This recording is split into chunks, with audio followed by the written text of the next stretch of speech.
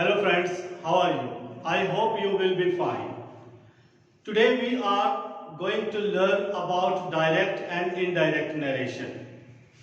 In this video, we will just talk about the introduction of direct indirect, and we will learn how direct sentence is changed into indirect and which type of sentences are converted into direct and indirect narration.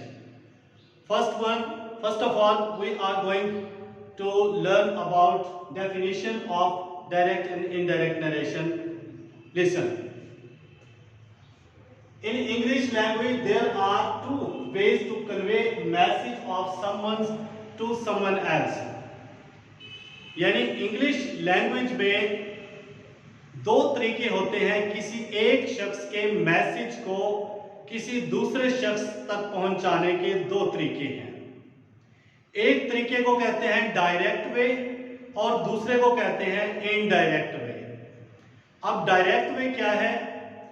मिसाल के तौर पे दो दोस्त आपस में market में मिलते हैं, तो उन दोनों के दरमियान गुफ्तगू होती है, तो एक उनमें दोस्त अपने दूसरे दोस्त को कहता है, एक थर्ड पर्सन अपने तीसरे दोस्त के लिए एक पैगाम देता है कि मेरा ये मैसेज उस तक पहुंचा दीजिएगा। वहां से वो चले गए।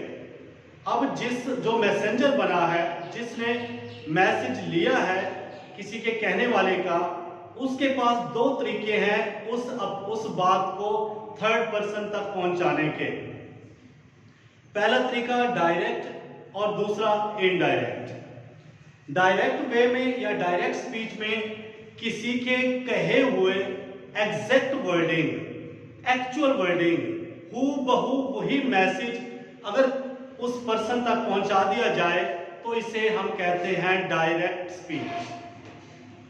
और अगर किसी के कहे हुए अल्फाज में थोड़ी सी तब्दीली करके लेकिन मतलब वही रहे, यानी हमने अल्फाज में चेंज किया लेकिन मीनिंग में तब्दीली नहीं की, तो ऐसी जो स्पीच है या ऐसा मैसेज जो है वो इनडायरेक्ट कहलाता है।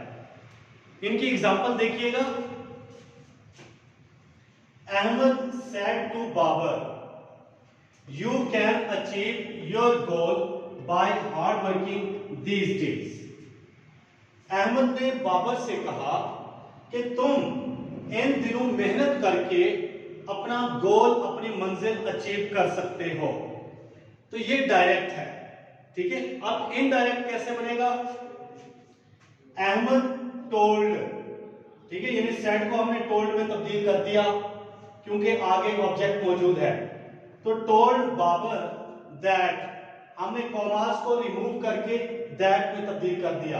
दैट यू को ही में, ही, ठीक है, ये हम पढ़ेंगे प्रोनाउन चेंज में इंशाल्लाह, ये डिटेल के साथ पढ़ेंगे। He could achieve his goal by hard working those days, these days को दोज डेज में कन्वर्ट कर दिया, ठीक है। ये है इनडायरेक्ट, यानी अहमद ने बाबर से कहा कि वो अपना गोल, अपनी मंजिल उन दिनों जो है मेहनत करके हासिल कर सकता था, ठीक है, यानी माजी में अब ये चला गया। अब इसमें बच्चे देखिए कि डायरेक्ट से यहां तक एक सेंटेंस हो गया, इसके बाद कॉमास के अंदर यहां पर एक और सेंटेंस हो गया जो कॉमास के अंदर। जो कॉमास से बाहर है इसको हम रिपोर्टिंग स्पीच कहते हैं। रिपोर्टिंग मीन के कोई बात आगे रिपोर्ट करने वाला, आगे पहुंचाने वाला। और ये कॉमास के अंदर जो सेंटेंस मौजूद है इसको रिपोर्टेड स्पीच। रिपोर्टेड मीन जो बात आगे रिपोर्ट की गई, आगे बताई गई। अब इसमें देखिए, इसका अपना सब्जेक्ट है, अपना वर्ब है और अपना जो है ऑब्जेक्ट है। इसका भी सब्जेक्ट है, वर्ब है और आगे दूसरा जो है हिस्सा उसका अलग है। दो अलग अलग सेंटेंसेस है, कॉमा के साथ हमने उसको या से वो बनाया हुआ है, एक सेंटेंस बनाया हुआ है। अब इसको बिल्कुल एक सिंगल सेंटेंस में हमने कन्वर्ट किया, कॉमास को रिमूव करके दैट इस्तेमाल कर दिया। तो ये इनडायरेक्ट फॉर्म में आ गया और कॉमास यहां से जो है वो रिमूव हो जाएंगे। अब हमने कौन सी ऐसी चेंजेस हैं जो हमने डायरेक्ट से इनडायरेक्ट करते वक्त की, कौन सी ऐसी चेंजेस हैं? उनमें सबसे पहला देखें कि अहमद टोल्ड यानी सेड को टोल्ड में तब्दील किया, यानी वर्ब की तब्दीली की। यहां कॉमा है, कॉमास को चेंज किया, ठीक है, कॉमा की जगह दैट यूज किया, कॉमा की चेंज हो गई। इसके बाद यहां का प्रोनाउन तब्दील हो गया, ही आ गया, ठीक है, यानी प्रोनाउन तब्दील किया। इसके बाद कैन को कुड में तब्दील किया, ठीक है, यानी वर्ब की तब्दीली की। इसके बाद यहां पर पोजेसिव प्रोनाउन था, ये पोजेसिव प्रोनाउन में तब्दील हो गया यहां पे भी। और लास्ट में देखें दीज को दोज में तब्दील कर दिया, यानी words of nearness are converted into distant word, यानी नजदीकी के अल्फाजों को दूरी के अल्फाज में तब्दील कर देते हैं, ठीक है। ये है, अब ये चेंजेस मैंने यहां पे लिख दी है कि सबसे पहले हमने जो चेंज सीखनी है प्रोनाउन चेंज, इसके बाद है वर्ब चेंज, वर्ब का तब्दील करना, इसके बाद है कॉमास चेंज, और सर्टेन वर्ड्स यानी मखसूस वर्ड्स या वर्ड्स ऑफ नियरनेस जैसे दीज डोज, ठीक है, इनको हमने तब्दील करना सीखना है कि किस तरह हम चेंज करेंगे इनको। अब हमने देखना है कि कौन से ऐसे सेंटेंसेस हैं जिनको हम डायरेक्ट से इनडायरेक्ट करेंगे। उनमें ये 5 काइंड्स के सेंटेंसेस मैंने लिख दिए हैं: असर्टिव, इंट्रोगेटिव, इंपेरेटिव, एक्सक्लेमेटरी और ऑप्टेटिव सेंटेंसेस। अब थोड़े से इनके बारे में भी डिटेल तरह जान लें।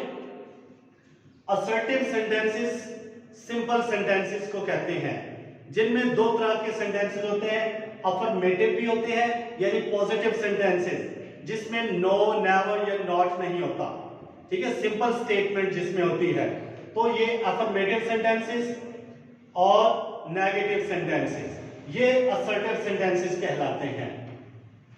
इसके बाद है interrogative sentences. Interrogative sentences mean कि ऐसे सेंटेंसेस जिसमें कोई क्वेश्चन किया जाए, क्वेश्चन पूछा जाए, जिसमें ये 2 तरह के होते हैं। एक कहते हैं, 2 तरह से ये सेंटेंसेस बनते हैं। Number 1 starting with auxiliary verb, यानी हेल्पिंग वर्ब को अगर सब्जेक्ट से पहले लगा दे तो अब भी हमारा जो है वो इंट्रोगेटिव सेंटेंस बन जाता है। मिसाल के तौर पे is, am, are, was, were, has, have, had, can, could, may, might, इनको अगर सेंटेंस सब्जेक्ट से पहले लगा देंगे तो तब भी हमारा जो है वो क्वेश्चन सेंटेंस बन जाता है। या सेकंड है स्टार्टिंग विद डबल फैमिली, यानी ऐसे वर्ड आ जाएं जिनमें डबल फैमिली इस्तेमाल की गई हो, व्हाई, व्हेन, वेयर, व्हाट, इस तरह के सेंटेंसेस, तो तब भी डबल वर्ड से स्टार्ट होने वाले सेंटेंसेस भी जो इंट्रोगेटिव है। इन दोनों में डायरेक्ट से इनडायरेक्ट बनाने का तरीका डिफरेंट है, चेंजेस हैं थोड़ी सी।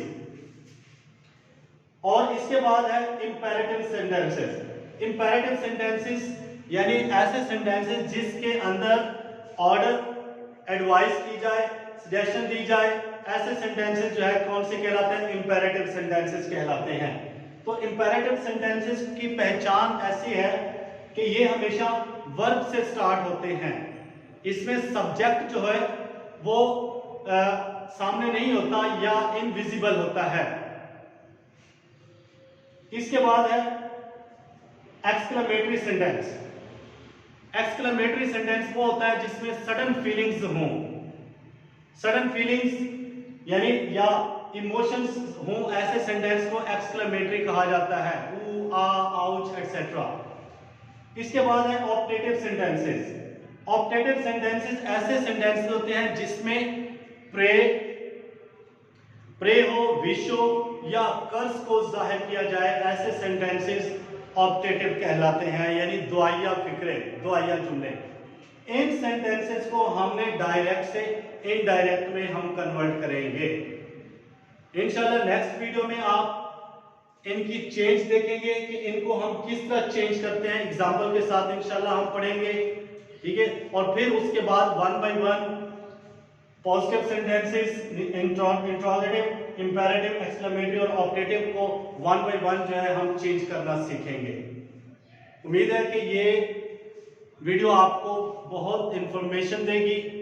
एक नए वीडियो तक के लिए इजाजत, अल्लाह हाफिज।